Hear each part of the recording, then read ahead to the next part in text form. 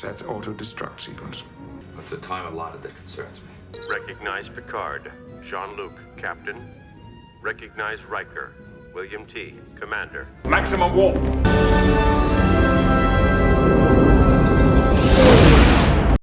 Ladies and gentlemen, welcome back to the Warp Core Podcast. It is I, Urza Master, joined as always by Lord Uther and Fert Derby of the Q Continuum, still broadcasting from the Void. Gentlemen, welcome back. We are again on that journey to explore strange new worlds with the next generation crew. Blah, blah, blah, blah. Darn. I had really prepared that, you know. Today we're talking the Arsenal of Freedom, which often includes mixed up words and the best words, and as we know from Freedom these days, it comes out garbled, so it makes sense that I'm starting off this way. But gentlemen, this episode is none of that. It is all good, not Season 3 Star Trek as we spoke offline. This is going to be a very fun one to dive into. Fert Derby, give us some background on this entry in Season 1. Hi, everybody. Welcome back to Episode 20, Season 1, The Next Generation, The Arsenal of Freedom. And back in 1988, following the airing of Heart of Glory on March 21st, they took 2 weeks off, recalibrated the dilithium crystals, and Arsenal of Freedom aired on April 11th, 1988. School is drawing closer to an end for us freshmen, Lord Uther and Fert Derby. We'll be wrapping up our freshman year, in fact, in a few episodes, so very excited there. Also excited, the first credited episode for director Les Landau, and get used to seeing that name around, ladies and gentlemen. Now, Les actually replaced Russ Mayberry, who turned out to be just a little bit racist when shooting Code of Honor, and we talked about that on our Warp Core. That was the planet where women actually held all the land and men were considered more of the himbos and so forth, and there were racial overtones, and it got a little weird. And so they fired the director during that, and Les Landau had to step in and finish the episode for him. But this time he didn't get his name on that one, but this time he actually gets to be credited, and it's the first of many. Because, friends, Les Landau will go on to do 21 episodes of The Next Generation, 14 Deep Space Nine episodes, 9 episodes of Star Trek Voyager, and even 1 episode of Star Trek Enterprise, just to be a completist. So Les Landau knew this franchise forwards, backwards, right, left, and worked on all 4 iterations of the Berman-verse there. But that didn't just stop him. He wasn't just a Trek exclusive. He worked on Dynasty, T.J. Hooker, which, by the way, is being updated in a new Netflix action comedy. Keep your eyes open there. He worked on Beverly Hills 90210. He worked on Sequest DSV with Roy Scheider. He worked on Sliders with Tracy Torme. He even worked on Mantis.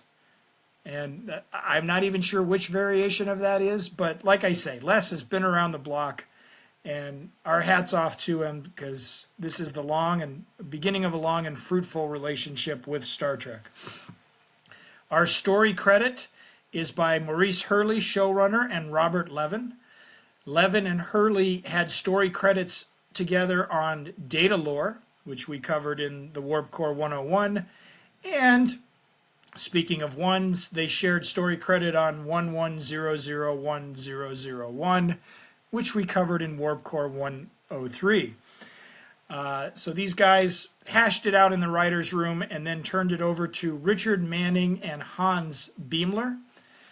And Hans Beimler will go on to work he'll work on several Next Generation episodes, and then eventually gets moved over from the home office after Next Generation wraps, and he'll work on Star Trek Deep Space Nine from the years 1995 through 1999. So we have a future DS9 producer-writer getting his first Star Trek exposure here. Hans Beimler, keep an eye out for that. We also had a great cameo, guest appearance, guest star, late 80s, early 80s character actor Vincent Schiavelli. And as Ursa Master points out, he's got that face and voice that you remember from a million different things. And some of those might have been Fast Times at Ridgemont High in 1982, The Adventures of Buckaroo Banzai Across the Eighth Dimension, a Gonzo, Peter Weller, John Lithgow, Jeff Goldblum comedy. I absolutely think you should seek that out if you've never seen it. After his appearance here, he'll go on to torment Patrick Swayze on the subway in Ghost, 1990. You will believe.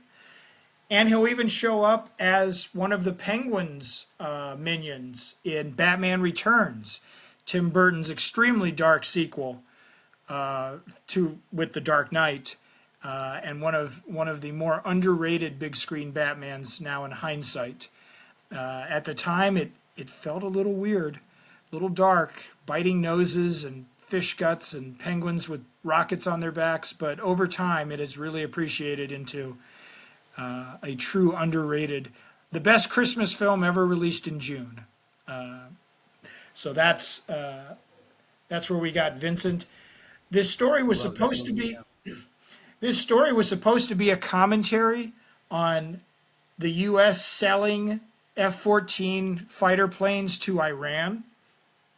Now, in the past, Star Trek has tried to reach big and bold, and in fact, they tried to make, I believe it was Angel 1, was supposed to be about apartheid.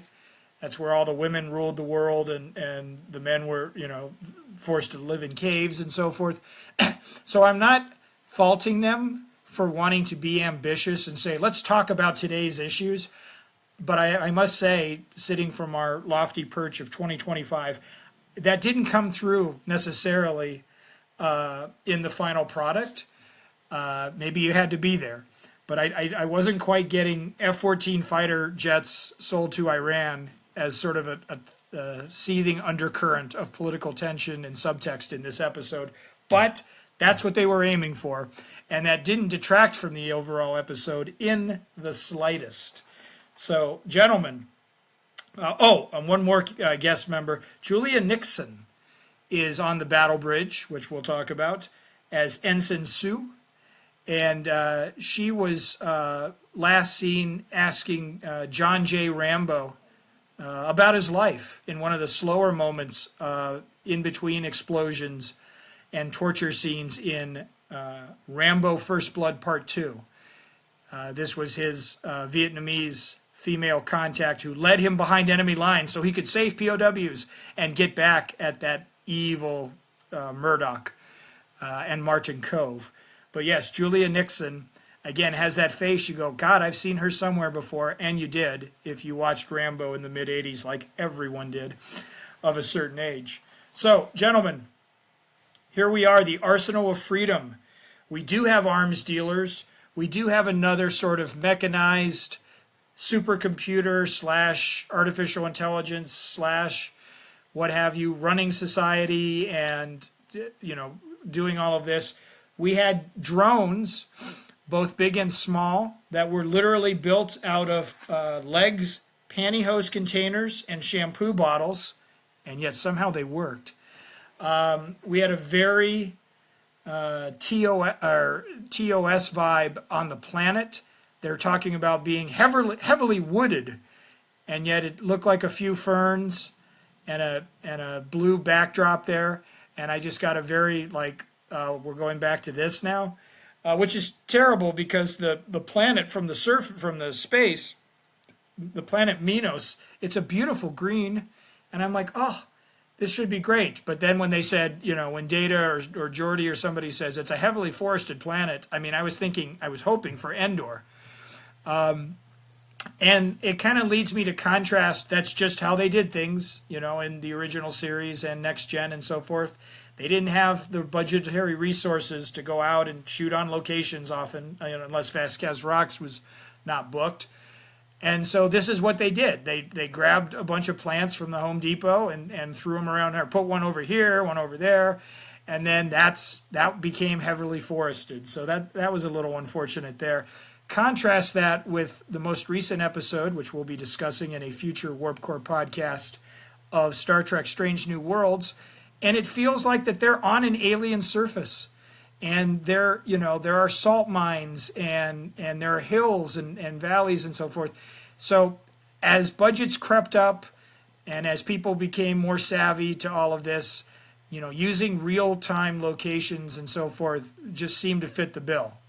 But yes, the exterior of Planet Minos was not quite all it was cracked up to be, and that's fine, because we spent a lot of time in the caverns and subterranean chambers of it anyways. And gentlemen, I really, really dug this episode. This was a coming out party for Geordi, and I think LeVar Burton deserves all the flowers, all the praise. Much like Worf's backstory was improved with Heart of Glory, this one gives us who will soon be our chief engineer. And in fact, he has to do battle with his immediate rival, although it's not directly implied that. But we get to meet Chief Engineer Logan, and I mean, just as an aside, he's a jerk.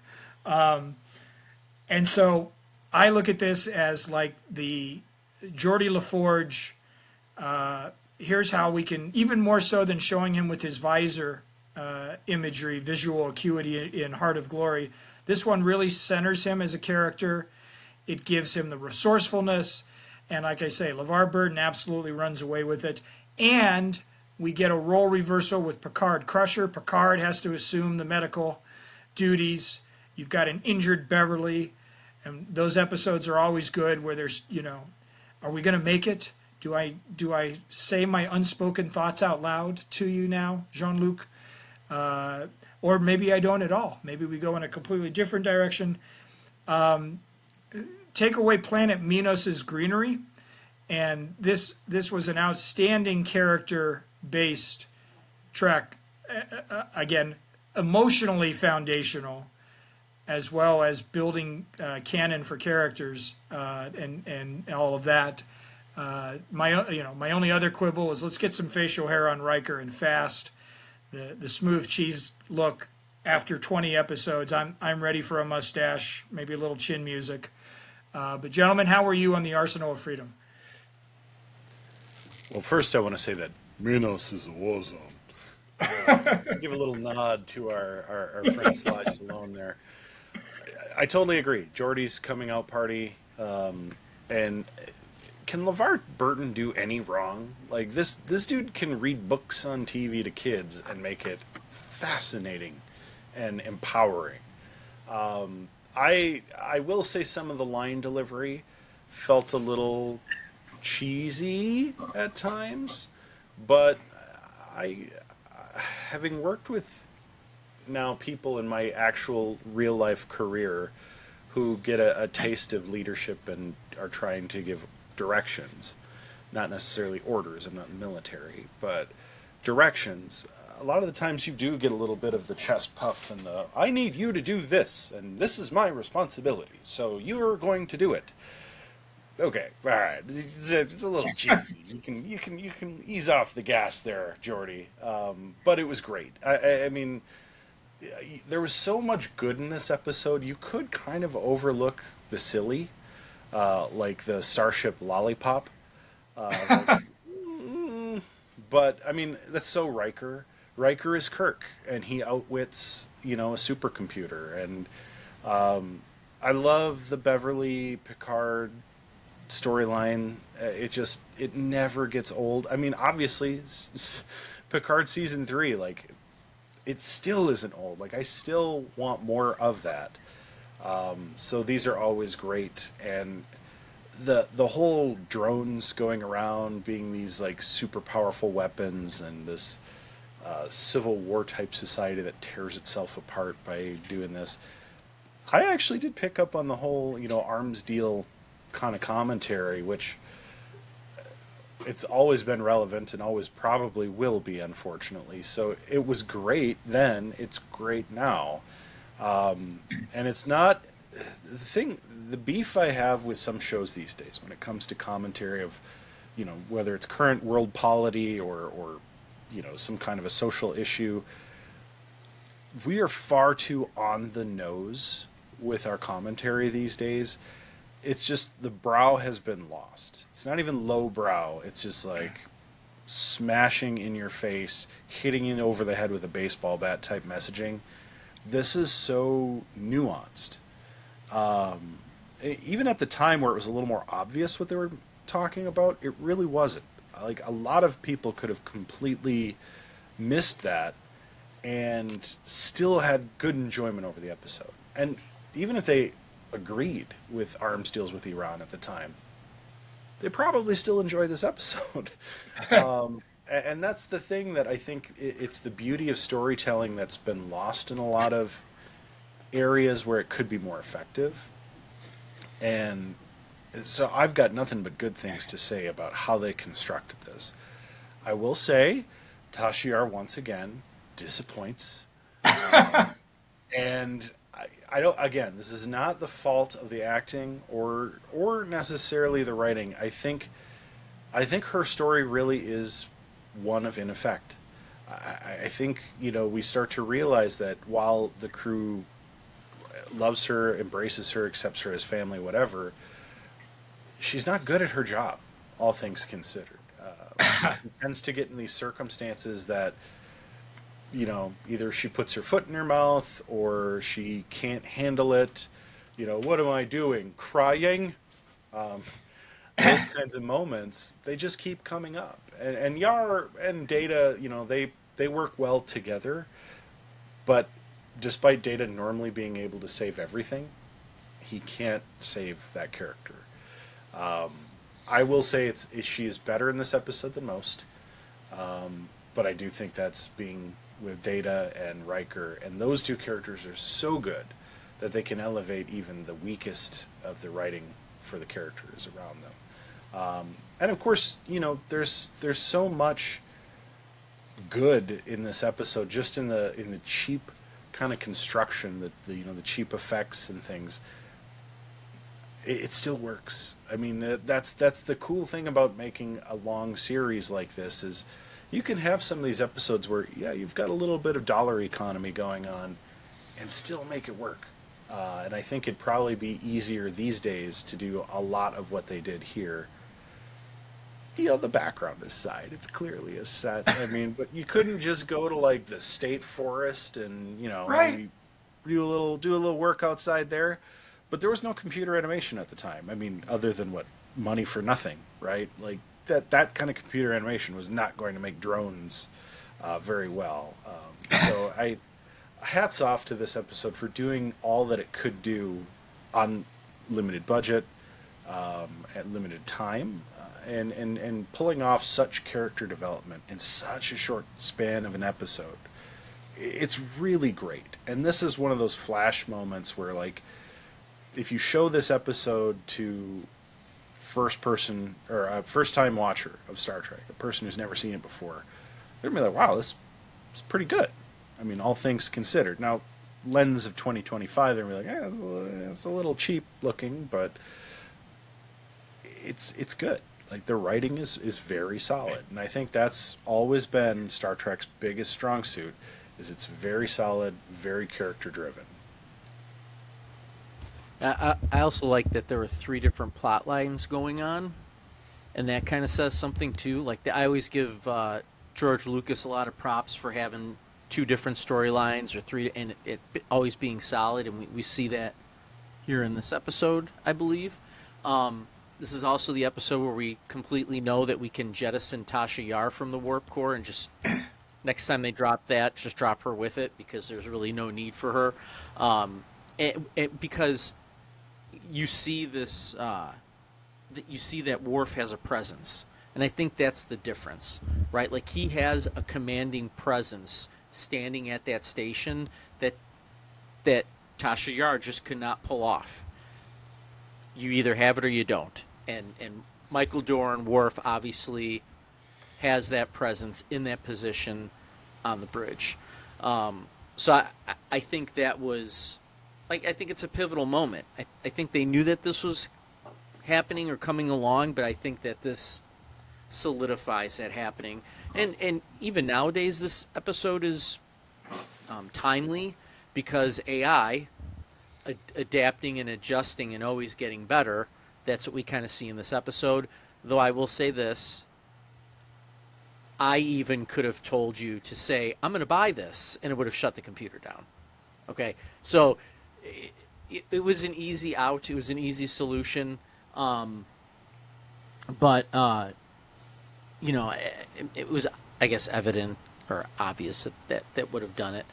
I do like, I noticed that they reused the whole battle bridge separation sequence again from the first episode. We got to see that. I felt like Logan was just thrown in as a chief engineer. I don't think that had really been established before, No. right? Or Right. you know, so I don't think we see him again after this. I could be wrong. But again, just kind of thrown in that jerky character like we've kind of seen from TOS, where you just have this jerky character that jumps in to kind of play against our crew, our bridge crew. And yes, last but not least, Geordi delivering. It was weird. It was like some lines were cheesy the way he presented them, and some were just spot on. So again, but I think that happens, right? You're figuring it out as you go along. But again, just great, solid overall episode. Yes. I believe this is our second battle bridge separation. I don't know how many of these we're going to get through the lifetime of the show. Probably not too many, but that instantly elevated it a couple of warp cores for me because I'm like, you've introduced this great technology, use it, and they do. And destroying the drone or whatever with the phasers and photon torpedoes, Worf keeps missing. Like, those are all state-of-the-art ILM 1988 era special effects. But clearly where they had to save a few bucks was the heavily forested planet Minos there. And I love that we get a you know, for me it's like a prequel moment, but having Data take a very long jump reminds us of First Contact, where he jumps down and encounters Alfre Woodard and her machine gun. So that was cool. He just kind of, they're just like, Data, that height, you know, and he just drops. He's like, yep, I'm good. But the doctor's in real bad shape. We got. It's so good. I mean, it just that brings us to our Warp Core ratings because it's so good, and this is definitely one I'm excited to drop a rating on. It's not a perfect episode.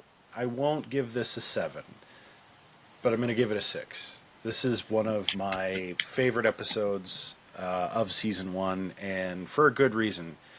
We get the 3 storylines. We get a lot of development of characters. We are inching ever so much closer to Tashiar realizing her full potential of being dead. And I'm so excited because it sets up all of these situations we see. And some people are like, oh, they just keep doing the same thing again and again. It's like, no. They get into different situations where similar things happen. It's not the same thing over and over.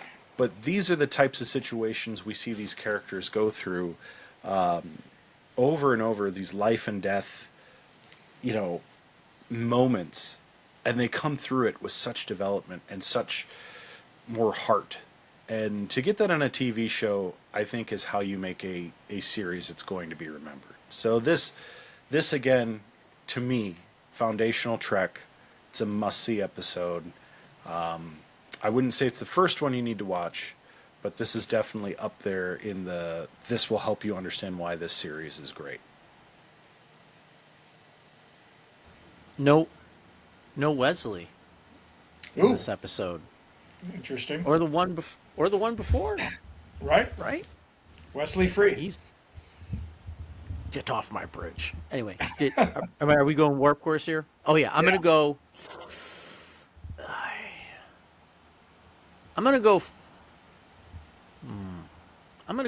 I'll go 6. I was gonna go 5.75, but we really haven't done that yet. So I will go 6. Yes, foundational episode.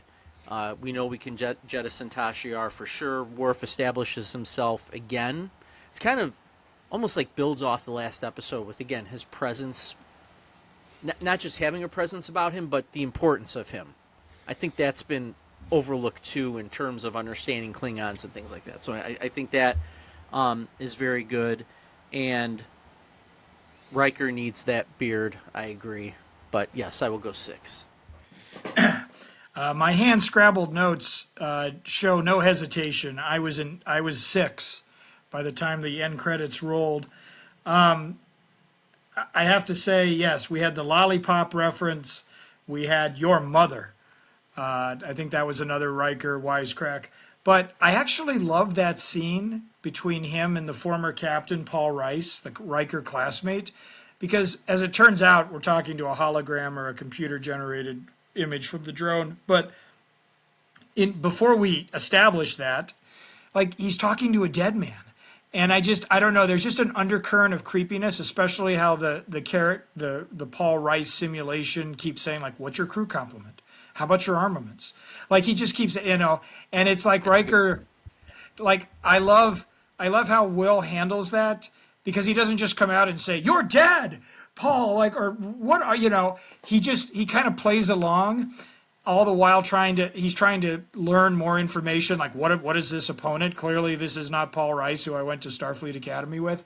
And I just loved, there was just an undercurrent, I got a brief vibe of like creepiness, like, this is a former friend of mine, and clearly this is not my former friend, but I'm talking to his face and he looks a little injured, and what's going, like, I did love that. I think that's another moment that deserves a shout out there. Yes, 6. 3 6s. 6 times 3. That's what we give the Arsenal of Freedom. Real quick, I want to piggyback off that because, again, you make an excellent point. I think all of the bit players in this episode is what makes the episode strong. You have these 2 actors that just kind of come in and are sitting there at the op state, or at the boards there at the op stations filling in. You've got this guy Paul who steps in, right? Like, all these bit actors did a great job of bringing the episode together.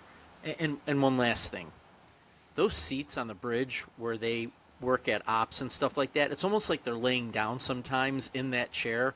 I don't know if that changes in the future when they're flying the ship, but I hope those seats go, they always seem to be so far back reclined. I hope they actually are in an upright position when they're flying the ship.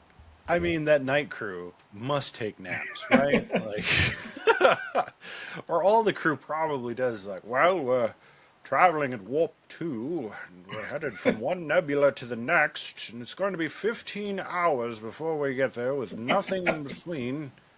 Let's all take a bridge nap. It's not like on the original series where everybody just has those little cups of coffee all the time. Oh, yeah. No, wonderful, wonderful point. The bit players in Star Trek really do make the series. And that's where I love seeing the big name cameos. I mean, we get Nev Campbell at one point. We get lots of other players. So looking forward to more Trek going into the future. And speaking of the future, we're going to flash forward in our next episode. So don't miss out. If you're not subscribed, as many of you are not yet, hit that subscribe button, click that notification icon to get all of our episode drops as they come out.